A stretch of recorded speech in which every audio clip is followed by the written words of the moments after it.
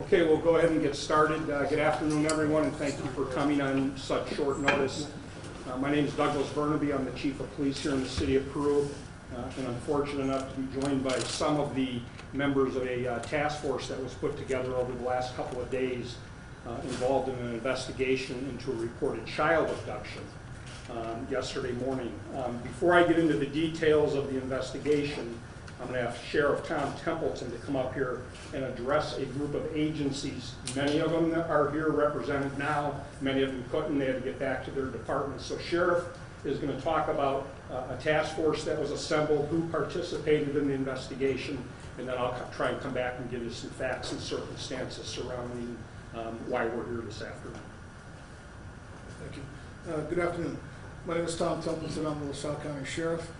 And as part of the duties that I have as sheriff, one is to coordinate the major case squad that we have out here in our area. And that major case squad comes into play when we have a crime that gets pretty much what we would consider beyond the capabilities of any of the single agencies that we have here.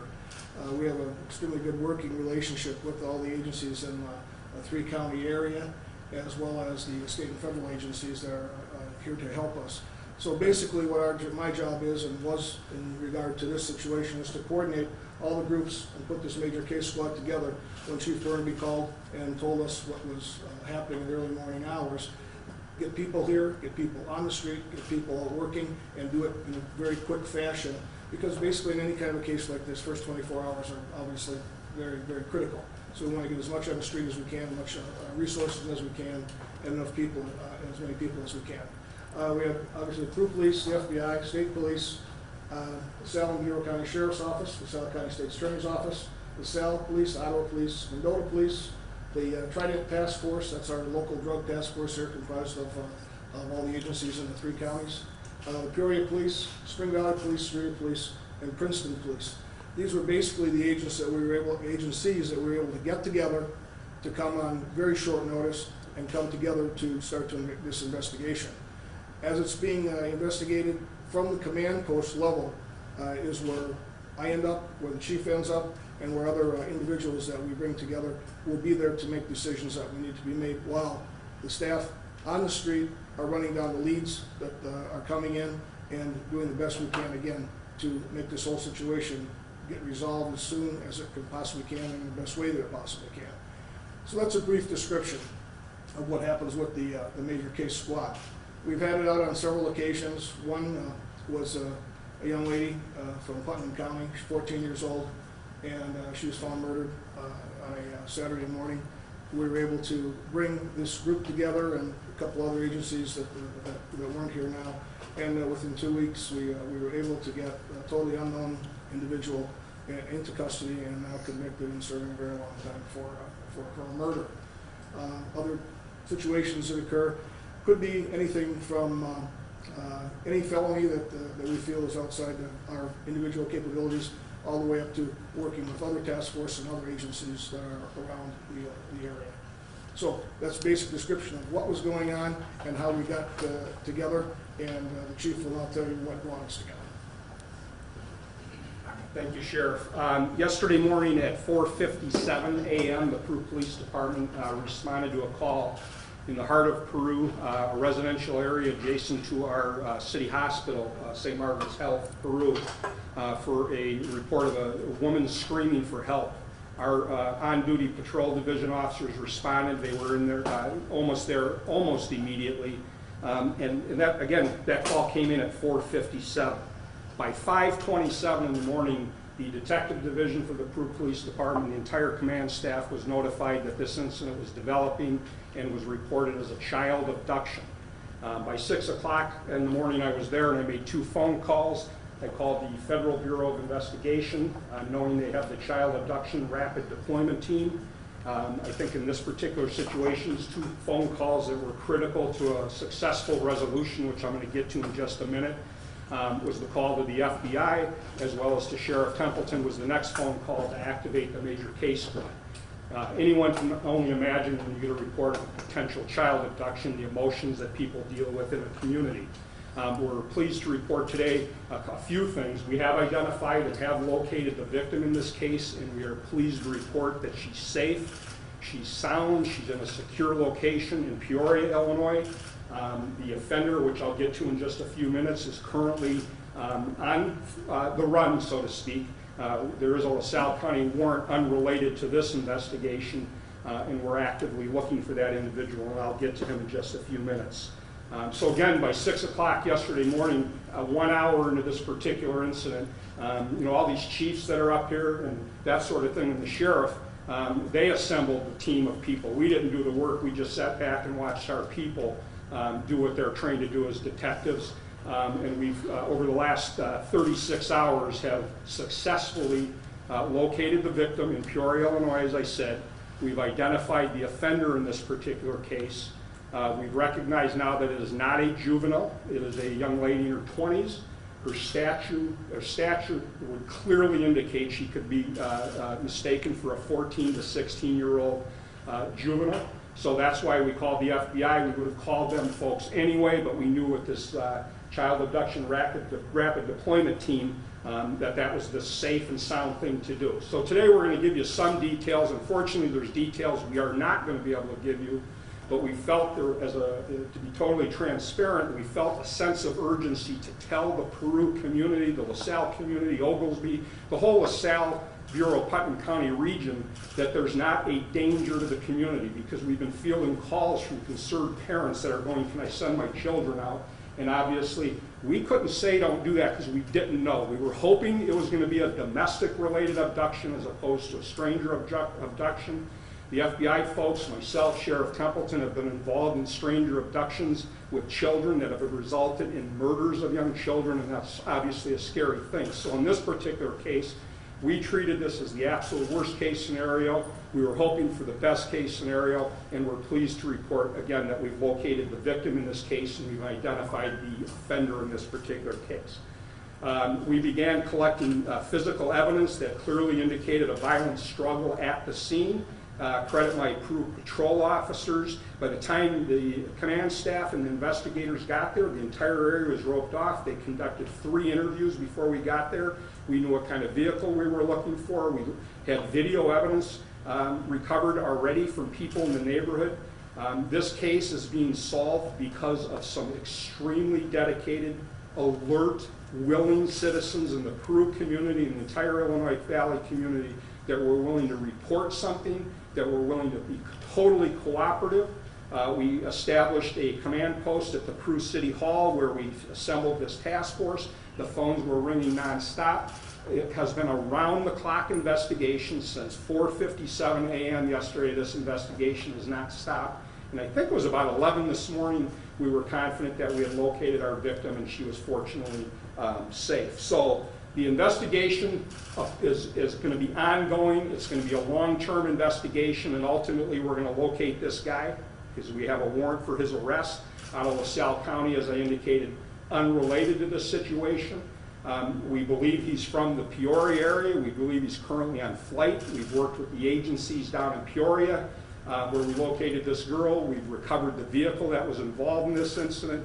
We've viewed and recovered many scores of video evidence that corroborate when this vehicle came from Peoria, where it traveled, and how it traveled back to Peoria, and ultimately leading towards the recovery of her today. We also released today a sandal. I know all of you did that, and that was very helpful in bringing our investigation to this point, based on people that were willing to call in and provide us information. What we believe this is a domestic-related, and I'll say the word abduction, somebody taken, we believe, against their will. Obviously, we're not prepared to say that with absolute certainty, that we're going to have abduction charges or kidnapping, that sort of thing, because it appears that this woman and this offender have a pre-relationship, have been involved in a dating and living relationship over the years. This individual is a convicted felon. He was convicted in LaSalle County for a 2017 case for aggravated battery. He was sentenced, I believe, to 79 days in jails in that case. He was fined. He was placed on felony probation. That probation has expired, as I understand. However, he refused to come to court and pay off his fines. So a judge issued a warrant, and that's what we're currently seeking him for, as well as a person of interest, and obviously what took place yesterday morning. So we don't know ultimately what charges he's going to face for yesterday's incident. We'll certainly conclude the investigation. We'll ultimately refer that to Todd Martin at the LaSalle County State's Attorney's Office. They will have to do an evaluation on everything, and then ultimately they'll make a determination what the appropriate charges are. Today, while in Peoria, and we conducted searches of a vehicle, we searches of a residence, 2 firearms were recovered. One had potentially a silencer on that particular firearm, so we'll be working with our federal partners on that and the folks down in Peoria to see if there's any gun charges that might be appropriate. So there's so much work ahead of us, and again, that's why we wanted to get everybody out here today, because we want the people of our local community to, number one, know it was not a child abduction, even though that was the information we received.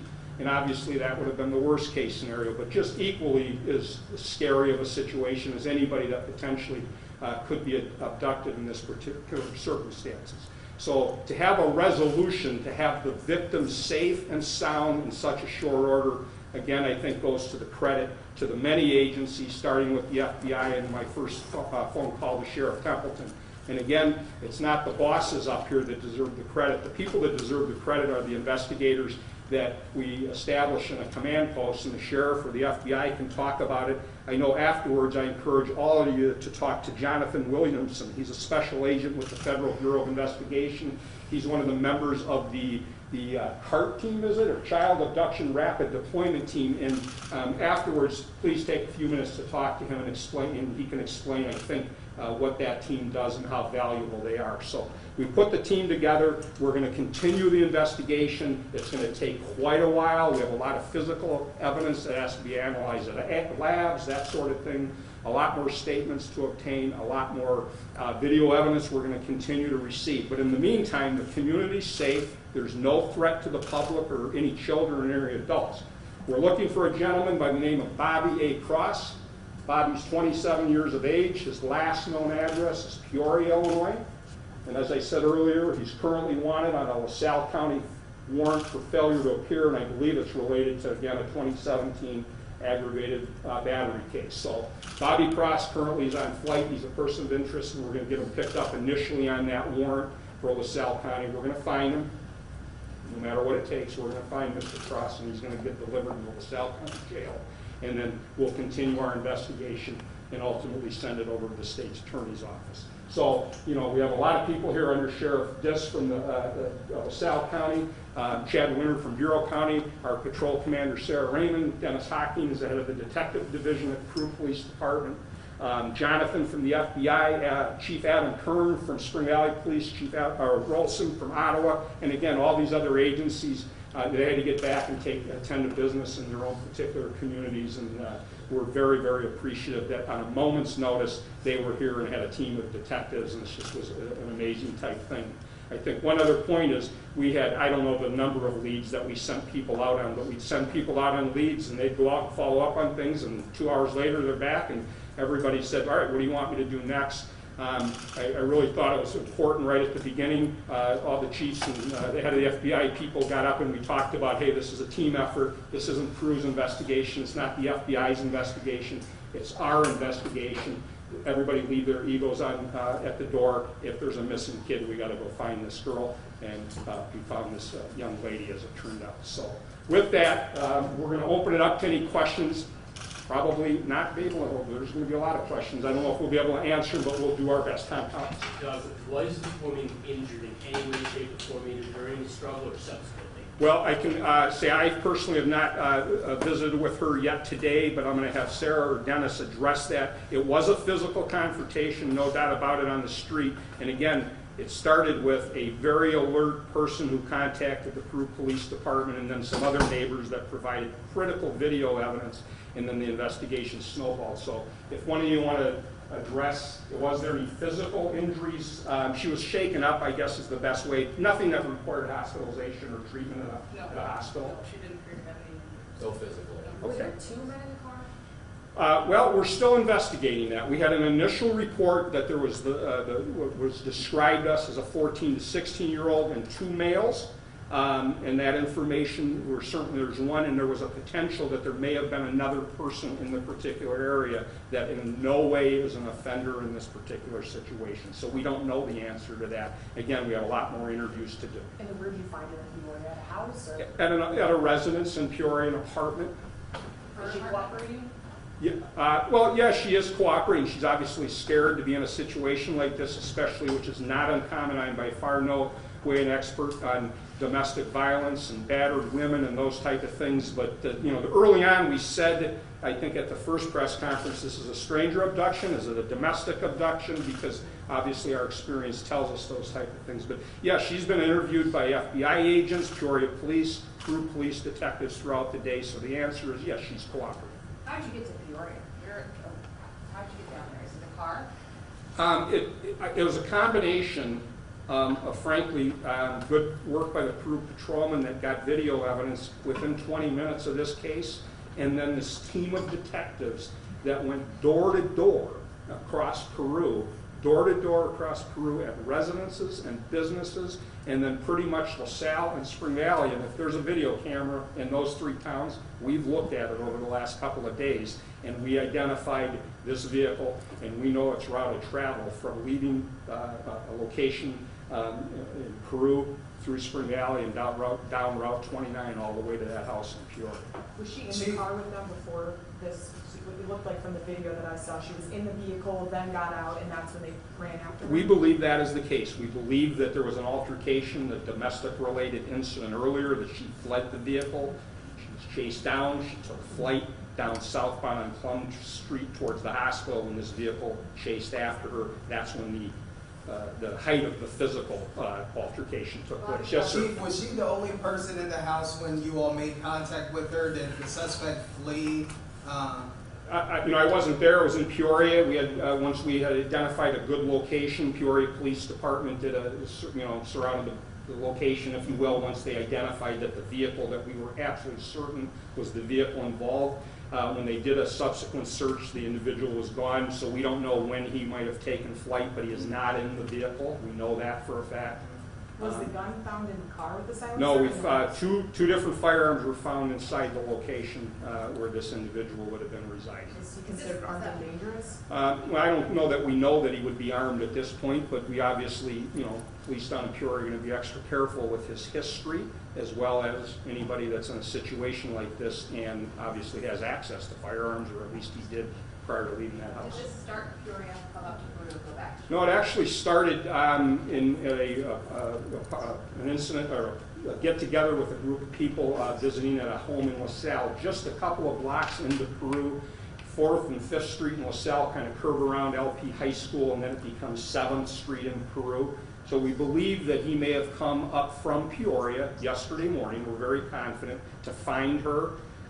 Maybe went to that location, and at some point she either got in the vehicle and then got out of the vehicle. Again, we're not 100% sure, but our 7th Street comes in from LaSalle, and I think this incident started in the 1300 blocks, so 13 blocks into Peru from the city of LaSalle. Yes, sir. Are they waiting to pick him up on the warrant and then add the charges? Yeah, well, what happens, he's currently wanted, and has been wanted on a felony warrant for this aggravated battery. I think failure to pay fines. It's, in the grand scheme of things, it's not, he's already served his sentence for the initial aggravated battery, but as a condition of jail time and probation, he had to pay fines. He refused to pay fines or didn't show up, so the judge issued a warrant. So he knows he's wanted, so he's trying to avoid the police.